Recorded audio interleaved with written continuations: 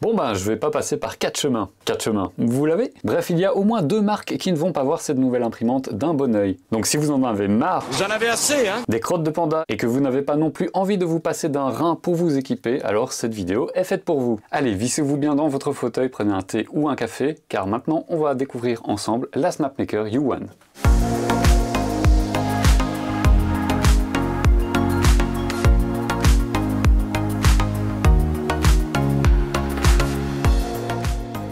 Loin des derniers mastodontes que j'ai pu tester récemment, cette imprimante arrive dans un emballage relativement réduit. C'est pas plus mal, tout le monde n'a pas nécessairement beaucoup de place chez lui. Attention que j'ai reçu un modèle de test qui présente certains défauts et qui ont été déjà rapportés à Snapmaker et donc qui seront réglés dans les modèles de série.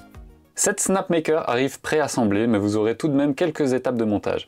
Avant de la démarrer, vous devrez attacher les porte-bobines, installer les têtes d'impression, raccorder les tubes PTFE, raccorder les câbles d'alimentation des têtes d'impression, comptez plus ou moins 1 heure à 1h30 pour le faire attentivement.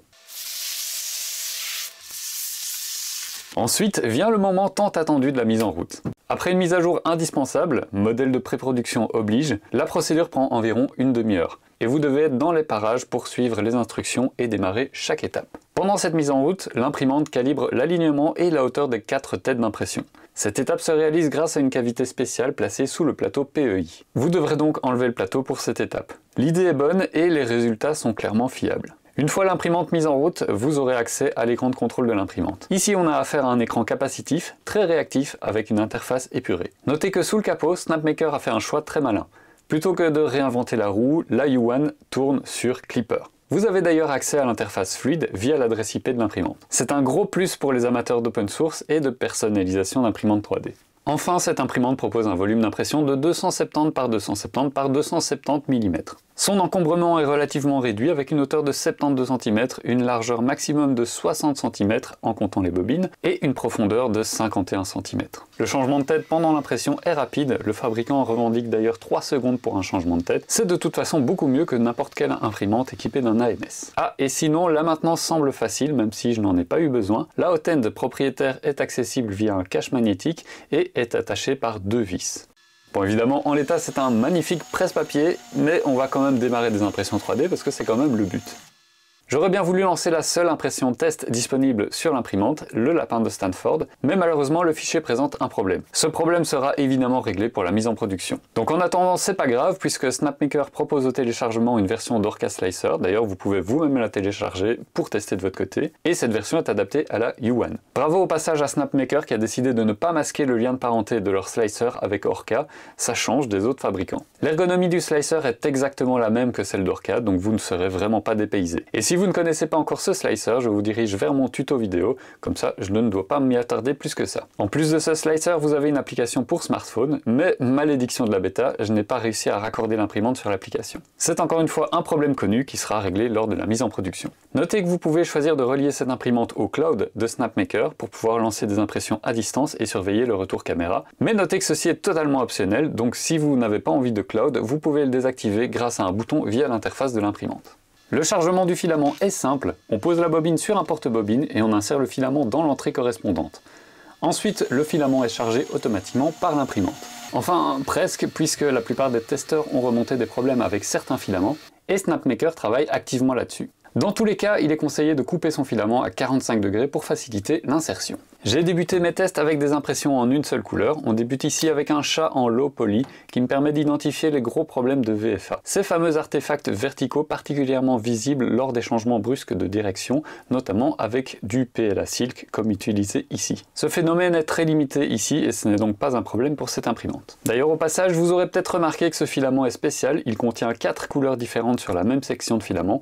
C'est une nouvelle sorte de PLA qui vient de chez Sunlu, donc si ça vous intéresse, je vous mets un lien en description. Toujours avec le même filament, mais ici sur un test permettant d'évaluer les capacités de l'imprimante en utilisation réelle, voici encore un chat, mais cette fois-ci en Voronoi. Le maillage extérieur est exigeant pour les extrudeurs, ça leur impose de faire beaucoup de rétraction. On a aussi pas mal de zones en porte-à-faux. Cette U1 s'en sort pas trop mal, mais si on compare la même impression avec le même filament imprimé sur la Bambu Lab H2D, on remarque que le refroidissement est un peu meilleur sur cette dernière. Dernier test en une couleur, ce Yoshi imprimé en plusieurs parties, assemblé et collé. C'est toujours sympa de montrer qu'une imprimante multicouleur est un plus, mais loin d'être indispensable. Ici, la calibration du débit de filament a bien fait son œuvre puisque les résultats sont propres et les différentes parties de la figurine s'assemblent bien. C'est clairement le genre d'impression qui fera plaisir autour de moi. Bon, maintenant passons aux choses sérieuses. Une première impression multicolore avec un éternel dragon. Ici sobrement nommé Dragon des Ténèbres par la filleule de ma femme. 3 couleurs sont nécessaires pour cette impression. Du blanc, du noir et du PLA pailleté. L'impression est très propre et le filament pailleté est du plus bel effet. Les articulations sont toutes fonctionnelles, tout comme celle de la gueule de l'animal. D'ailleurs, ce filament est aussi une des nouveautés des PLA de chez Sunlu, c'est du PLA Twinkling. Si jamais ça vous intéresse, regardez en description, vous avez le lien, sans oublier un petit code de réduction. Ensuite, je n'ai pas pu résister à l'envie de faire un petit Pokémon. La faible consommation de filament fait qu'il est envisageable d'imprimer des petites figurines en un seul exemplaire, sans gaspiller énormément de ressources, ni monopoliser l'imprimante pendant une éternité. Pas mal ici pour un profil de 0,2 mm pour une figurine de seulement 45 mm de haut. Après, j'ai été fouiller Thingiverse pour trouver une impression qui sort du lot. Et c'est chose faite avec ce petit dinosaure avec un effet tricoté en surface. 4 couleurs sont utilisées ici. Le bleu, le blanc, le noir et le beige. Le résultat est plutôt mignon et les couleurs ne bavent pas. On n'observe pas non plus de décalage entre les couleurs. Snapmaker a vraiment fait du bon boulot dans la calibration des 4 têtes d'impression. Ensuite, voici mon petit préféré, né d'un petit délire avec mon ami Julien de la chaîne Printer & Beer, qui m'a généré ce canard avec l'IA. Ici, on a 3 couleurs visibles, le jaune, l'orange et le noir. Mais j'ai utilisé du PVA en support. Mon PVA a un peu pris l'humidité pendant l'impression et sa calibration n'était pas parfaite. Je ferai d'autres tests et je soumettrai probablement des améliorations à Snapmaker. Voici une impression que vous avez déjà vue dans mes vidéos, mais que je devais refaire pour l'offrir à quelqu'un. Revoici donc Croque-Mou des films Dragon. Encore une fois, 4 couleurs ici, donc le noir, le vert, le rouge et le blanc. Encore une fois, malgré le mélange de PLA classique et de PLA Silk, je n'ai pas identifié de défaut flagrant et le résultat est très bon. Je ne pourrais pas en dire autant pour le TPU qui m'a vraiment donné du fil à retordre. Entre les bouchages partiels des buses, le filament qui était humide et qui reprenait rapidement l'humidité, c'était vraiment pas une expérience plaisante. D'ailleurs, le résultat parle de lui-même, le filament est trop humide, mal calibré et il y a beaucoup de stringing. Le fait que les porte-bobines ne soient pas étanches rajoute un niveau de difficulté car les filaments sensibles reprennent rapidement l'humidité de l'air ambiant. Donc ce test sera clairement à refaire dans de meilleures conditions. J'ai enfin terminé avec un test de PETG HF. Ce type de PETG a tendance à absorber rapidement l'humidité, donc j'ai dû le mettre dans un boîtier séparé pour limiter la casse. Le résultat est plutôt bon, de plus ce sont 2 pièces qui se vissent entre elles et on peut remarquer que la calibration automatique du filament est suffisamment bonne que pour pouvoir visser sans difficulté les 2 pièces. Bon alors comme vous l'aurez probablement remarqué, je n'ai pas imprimé de filament technique ou bien de filament chargé comme du PLA CF ou bien du PLA phosphorescent. Tout simplement car le fabricant, donc Snapmaker, déconseille fortement l'utilisation de ce type de filament, simplement parce que ça peut abîmer toute la chaîne d'extrusion de l'imprimante.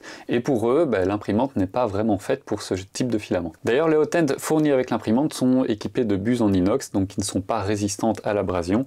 Donc clairement ici, tous les filaments carbone et filaments chargés ne seront pas adaptés pour cette imprimante. Malheureusement. Et pour les filaments tels que l'ABS et l'ASA, comme vous l'avez remarqué, l'imprimante est ouverte. Alors il y a un add-on qui est prévu donc, pour pouvoir fermer l'imprimante.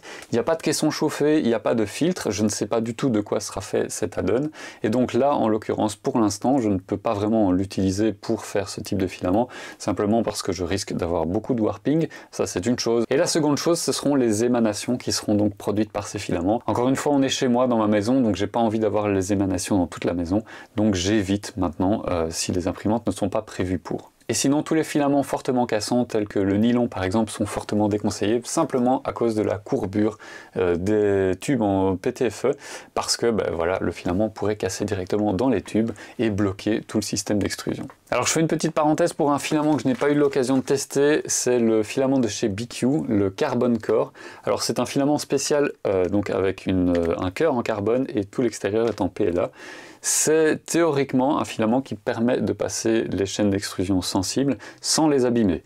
Maintenant, dans les faits, j'ai quand même un doute concernant la buse vraiment, puisque la buse a tendance à venir gratter sur les impressions déjà faites. Et s'il y a du carbone en surface, ça risque quand même d'user la buse au final. Donc à voir, mais si jamais ça vous intéresse, regardez en description, il y a le lien aussi. Maintenant, je vous l'ai dit, je ne l'ai pas encore testé. Au niveau du bruit au repos, aucun ventilateur ne viendra perturber votre quiétude. Par contre, en fonctionnement, c'est tout autre chose, puisque l'absence de caisson fermé se fera ressentir avec un bruit de 50 à 55 décibels en permanence. On préférera donc lui trouver une pièce dédiée pour ne pas trop ennuyer votre famille. Au niveau de la consommation en veille, cette imprimante décroche un bon score avec 10 watts en moyenne, lorsque les LED sont éteintes. Soit malgré tout un surcoût de 13 à 17 € par an en fonction du prix moyen de l'électricité en Belgique. On évitera donc, comme toujours, de la laisser allumer en permanence. Mais si ça vous intéresse, abonnez-vous à la chaîne car je vous expliquerai bientôt comment faire pour contrôler à distance vos prises chez vous. En fonctionnement, la consommation est située entre 65 et 350 watts, soit environ 200 watts de moyenne pour l'impression PLA en plusieurs couleurs. C'est plus élevé que d'habitude, mais largement compensé par le gain de temps d'impression comparé par exemple à une Bambu Lab A1. Malgré tout, ce gain est difficile à quantifier tellement il dépend du modèle et du nombre de couleurs à imprimer. Mais pour vous donner un exemple, le renard de mes tests de couleurs prend 4 heures à imprimer sur la Snapmaker contre 17 avec la Bambu Lab A1. La Snapmaker consommera donc en moyenne 0,8 kWh et la Bambu Lab de son côté consommera 2,72 kWh, soit 3,4 fois plus de courant. Allez, passons d'ailleurs à ce célèbre test du renard, le test que j'utilise pour comparer toutes les imprimantes multicouleurs que je teste. Pour rappel, pour imprimer ce modèle, la Bambu Lab A1 met environ 17 heures avec un total de 185 grammes gaspillés en purge. Jusqu'à maintenant, c'était la Bambu Lab H2D qui était la meilleure élève de ce test grâce à ses 2 hot-end, mais elle totalise quand même 111 grammes de purge. On se doute ici que les 4 têtes d'impression vont faire la différence, mais à quel point? Les chiffres parlent d'eux-mêmes, on est à 19 grammes de purge, le record précédent a été littéralement explosé. Pour clarifier les choses, la tour d'amorce de la buse représente à elle seule 13 grammes. Le reste, ce sont les purges d'amorçage des filaments dans l'imprimante. Une fois l'impression démarrée, aucune autre purge n'est générée, et si vous ne changez pas de filament, ces purges ne sont même pas faites au démarrage de l'impression suivante. Si on met côte à côte le renard imprimé avec la Bambu Lab H2D et celui de la Snapmaker U1, les résultats sont similaires. Les parties marron sont plus brillantes sur la Snapmaker que sur la H2D. Ça peut éventuellement être dû à des différences de refroidissement car les températures d'extrusion sont strictement similaires. Voici enfin une imprimante 3D multitête réellement accessible, abordable pour moins de 1000 $, presque entièrement assemblée en sortie de boîte et avec des calibrations automatiques qui fonctionnent réellement. Bon alors vous me connaissez bien, mais comme pour toutes les imprimantes qui passent entre mes mains, je mets en balance les pour et les contre, et cette imprimante ne fera pas figure d'exception.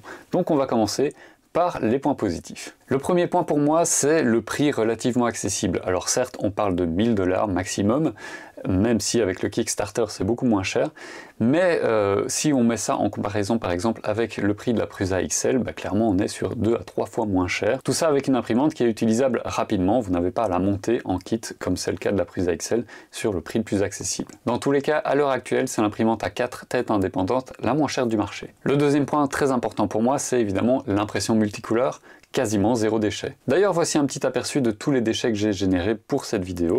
Comme vous voyez, ça fait pas énormément de déchets. Ça en fait donc de fait votre meilleur allié si jamais vous faites énormément d'impression 3D multicouleur, parce que clairement vous allez gagner du temps d'impression et surtout de la matière. Un autre point, c'est qu'on a une très bonne maîtrise des 4 têtes d'impression. Donc ici, je vous l'ai dit, c'est très bien calibré de base et c'est vraiment l'argument qui est mis en avant par Snapmaker et clairement dans les faits, il faut avouer que ça marche bien. Je mentionnerai aussi le fait que c'est une imprimante qui est open source, donc qui fonctionne sur Clipper. Alors pour l'instant les sources ne sont pas encore accessibles, mais ce sera le cas plus tard. Par contre Snapmaker Orca, donc le slicer qui est disponible sur l'imprimante, est déjà accessible au téléchargement et toutes les sources sont disponibles aussi. Et en plus de ça, l'équipe travaille directement en collaboration avec Orca pour corriger les problèmes directement dans Orca plutôt que de garder ça dans leur coin. Il y a eu toute une campagne de bêta-test avec des bêta-testeurs qui ont été impliqués directement dans le développement de l'imprimante. Alors j'ai vu qu'il y a énormément de choses qui ont été rapportées, des choses minimes, des choses un peu plus importantes, mais tout ça sera pris en compte par Snapmaker et sera corrigé avant évidemment de sortir les imprimantes pour le grand public, donc à la fin de la campagne Kickstarter. Et ça franchement c'est un gage de qualité et un gage de sérieux de la part de Snapmaker, et c'est loin d'être le cas de toutes les campagnes Kickstarter qui sortent. Allez, maintenant passons aux points négatifs. Le premier, vous l'avez vu, c'est une imprimante entièrement ouverte. C'est vraiment une imprimante qui est dédiée à l'impression de PLA, PETG, à la limite TPU lorsque les gros problèmes de TPU auront été réglés, et vous l'avez vu aussi, il n'y a pas de moyen de mettre les bobines dans des endroits qui sont à l'abri de l'humidité, et donc ça peut être problématique pour certains types de filaments.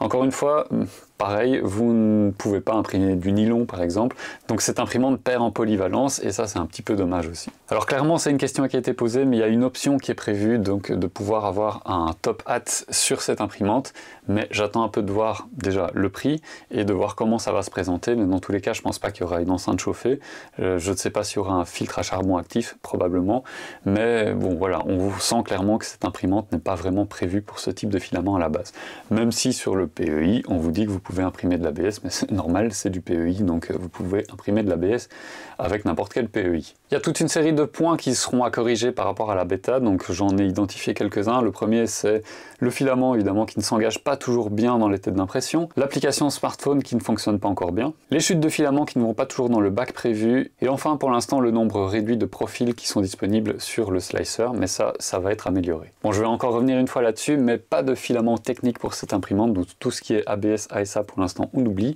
Tout ce qui est filament carbone et filament phosphorescent, bah pareil, on oublie sur cette imprimante. C'est un peu dommage, je trouve que ça aurait dû être prévu dès le départ. Bon, maintenant peut-être que ce sera amélioré plus tard, mais j'y crois pas trop. Et enfin, dernier point, les plastiques de la machine qui font parfois un peu cheap, même si à l'usage, ça pose pas vraiment de problème. Bon, alors évidemment, vous l'aurez compris, cette imprimante 3D n'est pas la plus polyvalente du marché. Malgré tout, bah, ce qu'elle fait, elle le fait bien. La technologie des têtes d'impression est bien maîtrisée, et franchement, ça donne de très bons résultats. Presque zéro déchet, et ça c'est vraiment très agréable aussi par rapport à tout ce qu'on a comme imprimante avec des AMS, surtout par exemple les Creality qui font énormément de déchets. Et puis la calibration automatique du débit de filament fonctionne très bien, même si ça met un certain temps quand même à s'exécuter. Il faut compter quand même environ 5 minutes par tête d'impression, donc lorsque vous avez les 4 à calibrer, ça met évidemment 20 minutes. En plus de ça, le palpage du plateau, si vous l'activez, met aussi un certain temps, puisqu'il y a quand même 45 points à faire.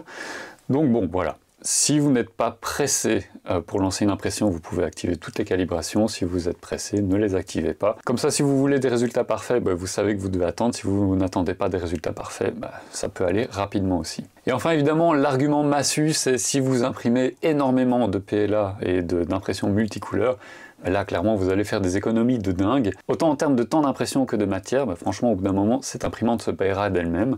Donc ça, c'est vraiment un très bon point. Et bah, il faut quand même se dire que ici, Snapmaker ouvre la voie du marché pour des imprimantes multitêtes. On peut donc s'attendre à ce que d'autres fabricants foncent directement dans ce type de marché.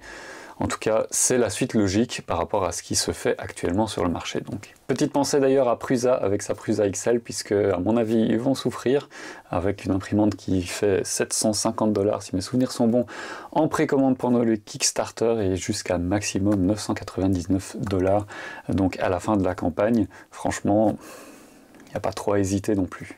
Et si jamais il vous manque de la polyvalence, sachez que pour le budget d'une X1C avec AMS, vous pouvez avoir cette imprimante plus la Chidi Q2 qui va arriver très prochainement sur la chaîne. Donc petit spoiler, elle m'attend, c'est une imprimante qui sera vendue à moins de 500 € avec une possibilité d'AMS, mais si vous avez déjà ceci, vous pouvez la prendre sans AMS. Avec une enceinte chauffée, avec tout ce qu'il faut pour imprimer du filament technique, et puis comme ça vous pouvez dédier cette imprimante-ci à faire du multicouleur, et ça vous permettra, si vous avez la place, de faire les deux et le faire bien. Voilà, donc si après avoir dit tout ça, cette imprimante vous intéresse, regardez en description, il y a un lien spécial, c'est un lien vers le Kickstarter, un lien sponsorisé, donc qui aide la chaîne financièrement. Si vous le suivez, vous n'êtes pas obligé de le faire, mais je vous en serai éternellement reconnaissant. En plus de ça, je vous mets un petit QR code, comme ça si vous regardez la vidéo sur une télé, vous flashez le QR code et vous atteignez directement la bonne page. Voilà, je pense que tout a été dit. Moi en tout cas, cette imprimante, j'en suis vraiment content. Alors j'avais le choix de choisir la version bêta ou d'attendre la version avec les corrections. J'ai préféré choisir la version bêta pour vous sortir une vidéo rapidement, parce que dès que j'ai entendu parler de cette imprimante, je me suis dit que ça allait quand même faire pas mal bouger les choses sur le marché. Voilà, donc maintenant les cartes sont entre vos mains. À vous de décider. Et moi je vous dis à très bientôt pour une prochaine vidéo, puisque maintenant on va reprendre le rythme classique des vidéos, une vidéo tous les 15 jours, et j'ai quand même du lourd qui arrive, donc voilà, n'hésitez pas, abonnez-vous à la chaîne, et mettez un petit like, un commentaire si vous avez des questions supplémentaires par rapport à cette imprimante, j'y répondrai avec plaisir. Allez, moi je vous dis à très bientôt pour une prochaine vidéo, et d'ici là, portez-vous bien, ciao.